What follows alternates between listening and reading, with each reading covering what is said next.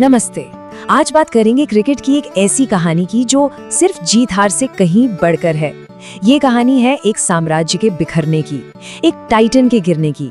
ये कहानी है वेस्ट इंडीज क्रिकेट टीम की। जी हाँ, वो नाम है वेस्ट इंडीज। सोचिए, एक ऐसा दौर था जब ये सिर्फ एक टीम नहीं थी बल्कि एक अजेय ताकत थी। कहते हैं कि मैदान पर उनकी मौजूदगी ही सामने वाली टीम के हौसले पस्त कर देती थी।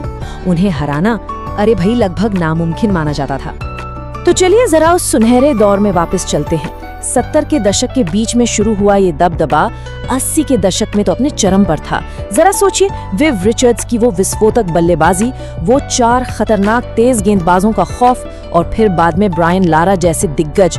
इन्होंने तो खेल को एक नया ही रूप दे दिया था। ये सिर्फ मैच जीतना नहीं था, ये था क्रिकेट की दुनिया पर पूरी तरह से राज करना। तो सवाल यही उठता है कि आखिर हुआ क्या, कैसे ये सब बिखर गया। इस पूरे विश्लेषण में हम इन्हीं सवालों के जवाब ढूंढेंगे कि ये सुनहरी विरासत खोई कैसे, वो कौन सी दरारें थीं जो अंदर से ही टीम को खोखला कर गईं, टैलेंट कहाँ बिखर गया, और हाँ, सबसे बड़ा सवाल, क्या वापसी मुमकिन है। कहते हैं ना, कोई भी बड़ी से बड़ी इमारत जब गिरती है तो उसकी नींव में ही कोई कमी होती है। वेस्ट इंडीज क्रिकेट के साथ भी बिल्कुल ऐसा ही हुआ।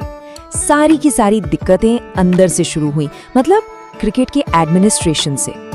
तो ये पतन शुरू हुआ सबसे ऊपर से, मतलब क्रिकेट वेस्ट इंडीज या CWI से, जो इस खेल की गवर्निंग बॉडी है।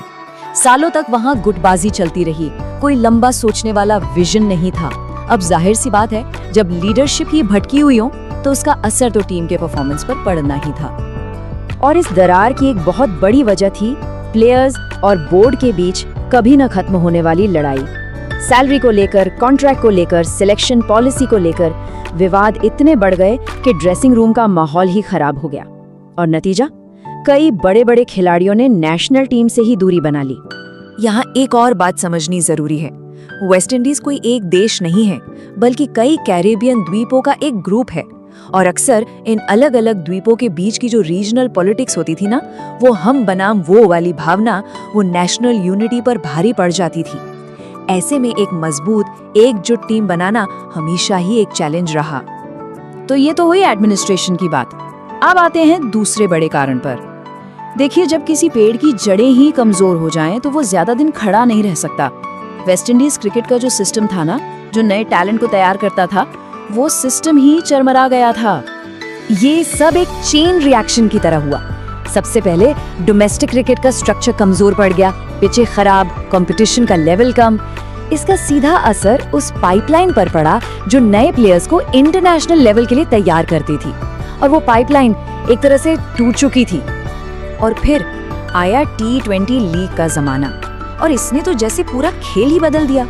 जरा सोचिए, एक खिलाड़ी के सामने 2 रास्ते हैं। एक तरफ देश के लिए खेलने का कॉन्ट्रैक्ट, और दूसरी तरफ IPL या बिग बैश जैसी लीग से मिलने वाला कई गुना ज्यादा पैसा।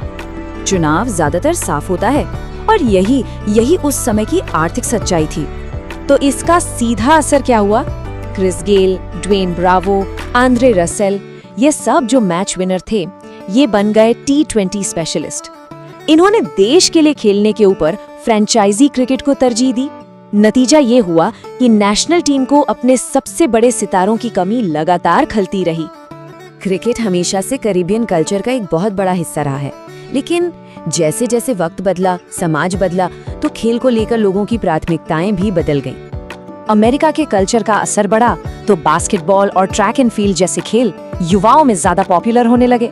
अचानक से क्रिकेट अब कैरेबियन के नौजवानों के लिए अकेला सपना नहीं रह गया था, और इसका असर ये हुआ कि जो टैलेंट पूल था वो छोटा होता चला गया। इसे हम एक तरह का इकोनॉमिक डिसइंसेंटिव भी कह सकते हैं। मतलब जब एक यंग प्लेयर ये देखता है कि डोमेस्टिक क्रिकेट में उसका फ्यूचर सिक्योर नहीं है और दूसरे देशों के प्लेयर्स के मुकाबले कमाई भी बहुत कम है, तो वो भला क्यों उस रास्ते पर चलेगा? जाहिर है वो एक बेहतर भविष्य के लिए दूसरे ऑप्शंस तलाशेगा ही। तो इतनी सारी वजहों को समझने के बाद अब सबसे बड़ा सवाल यही है, क्या वेस्ट इंडीज क्रिकेट अपनी वो खोई हुई शान वापस पा सकता है? चलिए देखते हैं कि आगे का रास्ता क्या हो सकता है। हाँ, ये बात सच है कि 2012 और 2016 में 2 T20 वर्ल्ड कप जीतना ये जरूर दिखाता है कि टैलेंट की कमी आज भी नहीं है। लेकिन ये जीतें सिर्फ एक फॉर्मेट में कुछ बेहतरीन खिलाड़ियों की शानदार परफॉर्मेंस थी। ये इस बात का संकेत नहीं थी कि पूरा सिस्टम सुधर गया है। तो वापसी का रास्ता मुश्किल जरूर है, पर नामुमकिन नहीं। इसके लिए CWI में बड़े सुधार करने होंगे। डोमेस्टिक क्रिकेट में फिर से जान फूंकनी होगी। बड़े खिलाड़ियों को देश के लिए खेलने के लिए इंसेंटिव देना होगा। और सबसे जरूरी, युवाओं के दिलों में क्रिकेट के लिए वही पुराना जुनून फिर से जगाना होगा।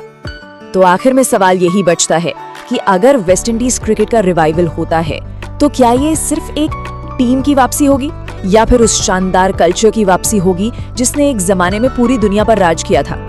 खैर, इस सवाल का जवाब तो आने वाला वक्त ही देगा।